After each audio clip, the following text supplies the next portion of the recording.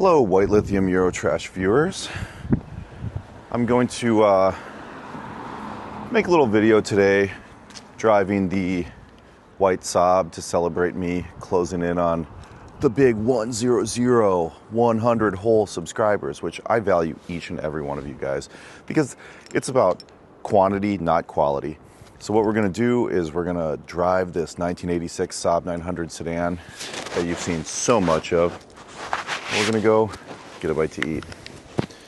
A lot of work, as you've seen, has been done to the car recently, and it has completely transformed it. But let's get in and let's talk about some of that work that's really transformed it so much. Not really much of a reason to lock it, I have to say. It's like if somebody wanted to steal this car. Oh no. I wonder how they're gonna sell a 1986 Saab 900 on Facebook Marketplace, or, oh my gosh, part it out. That'll do it. No, it's basically unstealable. First of all, you have to drive the manual, and you need to be willing to fix a lot of things because it's not going to get you very far. It's going to be hard to sell. But anyways, you know what? If I really felt I needed to lock up my car that bad, I would probably move. Like I said, I live in the beautiful neighborhood of Bayview. Many dogs, many hipsters. The lake is obviously right over there.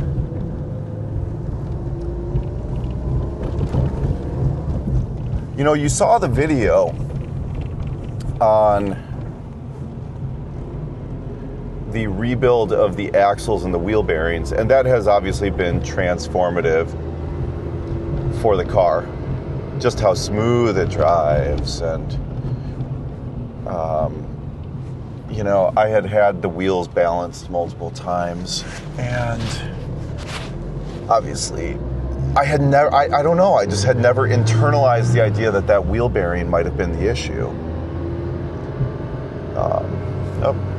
The gear gala has come to an end. Right over there we have the Milwaukee Indoor-Outdoor Exchange, which is basically a used outdoor gear reseller, which is a awesome business.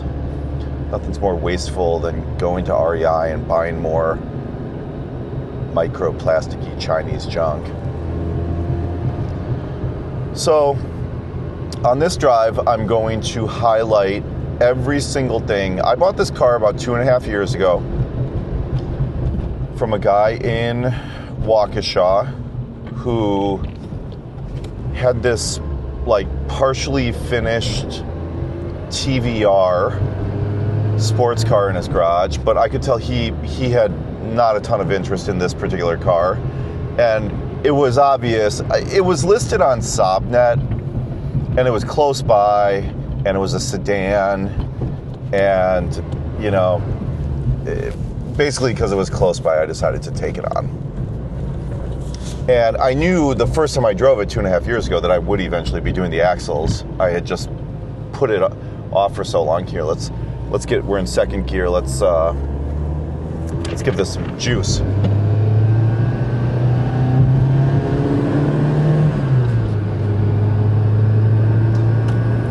You know, when I got the car, it really didn't shift very well in the second. It didn't shift very well, period. And the amazing thing is that, you know, just putting that Amsoil synchro mesh fluid in there and you know, flushing it through a little bit, how much better the transmission works. But so I got the car, and it had a massive coolant leak, massive oil leak, massive everything. It was a basket case. So the first thing I did, as I recall, was I replaced this coolant hose that was kind of under the intake manifold, running the length of the engine. Okay, so I did that, and then I did the brake rotors and pads all the way around. I did the shocks. I put the Coney shocks on. And let's see. Then I came in and did the main seal, the front/rear main seal. And at that time, when you're going in there, you do all the belts. I did the water pump. I did a bunch of gaskets. I did the, let's see who we've got in the port this time. I did the alternator bushings. Okay, that got the car kind of runnable. Got a aviation fire truck right here. That's cool. And okay, then I started driving the car more regularly. Did a thermostat. I did the fuel tank sender, level sender. I did the gasket on the K-jet manifold, kind of where the fuel metering, K-jet fuel metering device is. I did the gasket on that. I did injectors. I did spark plugs. I did wires. I did the cap. I did the rotor.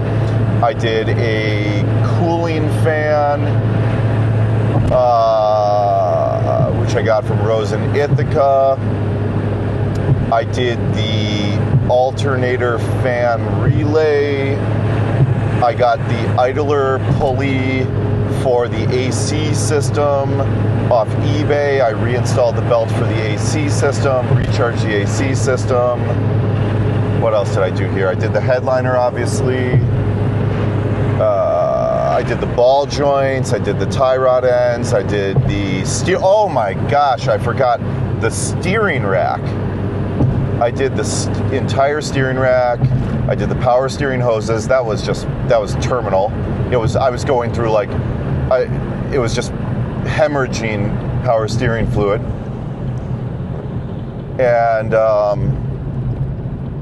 what else have we done to the car? Let's think about this. Fuel filter, obviously. Battery. And I think that's pretty close to it in terms of the parts that I replaced on the car. And I did this glove box door, which was I think I got that from Rose in Ithaca too. And and you think about it, okay, I bought the car for probably too much money. It was like $4,000. Okay, and then I've just come back and done the axle rebuild with the wheel bearings. Okay, well, which has transformed the car completely. A couple of the rims were bent. I replaced a couple of the rims. And now I've actually done some of the exhaust system. If you looked at my earlier videos, I now came back and fixed it correctly, got it all sealed up nice. It's a little bit quieter. I put one of those kind of flex pieces in it to keep the vibration down a bit. Oh, I did the O2 sensor. Let's see. I mean, yeah, there's some other knickknacks, but that's pretty much everything I've done to the car. And when you think about it, I bought this car for probably $4,000, probably too much. But all things considered, it's got some rust on it, but the body's in pretty good shape, all things considered. I'm reasonably happy with the body. This car came to me with like 150,000 miles, and it today has 177,000 miles on it. It has driven me everywhere. It has been my go-to daily driven Saab. And is it worth it? Think of the amount of money I've spent just in parts on, I don't know, it's gotta be, it probably totals $6,000-$7,000 in parts that I've spent on this car. I'm into this car for probably $12,000. Is the car going to bring $12,000? Obviously not. But it's a fully sorted out Saab 900 that you can daily drive. Oh, I forgot. I just did the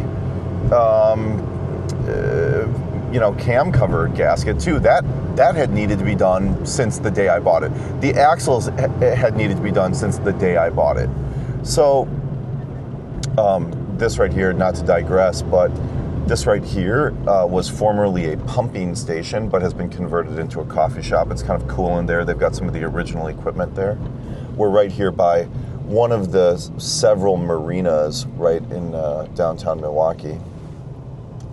You know, you don't do this obviously for profit, but the question is, what is a truly, truly sorted out Saab worth? I think a lot of the cars that are traded on Saab.net, that are traded around the internet, God forbid Facebook Marketplace, even if they present well, they're really basket cases. Ask yourself, is this Saab 900, now we're coming up to Bradford Beach, the water on the north of the city is cleaner because they don't have the breakwater and they don't discharge the sewage into the lake, and people can actually swim and in the water, which is cleaner up here on this beach, whereas down where I live, unfortunately, the water's not as good. Yeah, I mean, it's not worth it financially. But my question to you guys is, what is a fully sorted Saab 900 that's like a real daily driver? I think a lot of these cars that actually present well and are beautiful cars, cosmetically, I don't think that they're actually a car that you're going to take and drive across the entire continental United States. People overemphasize the kind of cosmetic value of a car and underemphasize the mechanical value of a car, and there is something to that, because largely you can fix mechanical stuff, but rust and corrosion, a little bit harder to fix. Look at the historic water tower right here, and we come up to here in Milwaukee, kind of similar to Chicago's historic water tower, overlooking the lake. The thing about that argument, which is true for many, many classic cars, that I would say about Saab, is that Saab parts are vastly more precious, especially good Saab parts are vastly more precious than parts for many other historic cars. And so to have a mechanically really done car with a transmission that works great, which runs smooth. Look at this beautiful historic neighborhood right up here overlooking the lake. Villa Terrace, people get married there. Beautiful historic mansions.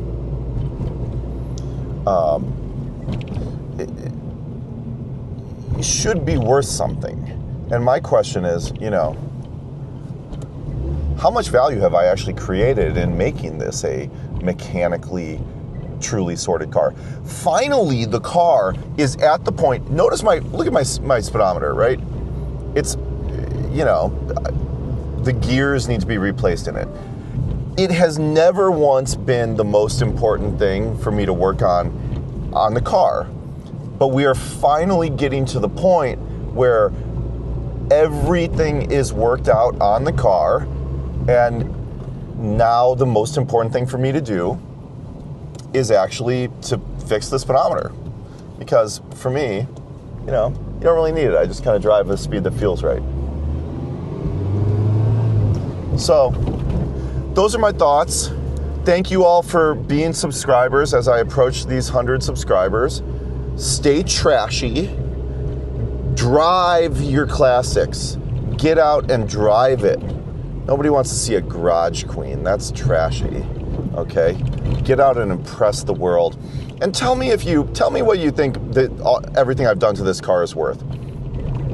What value have I actually created in this car, in this incessant quest to... Oh, I forgot, I did the fuel accumulator too. I did the fuel hose from the pump to the fuel accumulator. There's other things, like that list that I recited doesn't even include all of it. Peace out.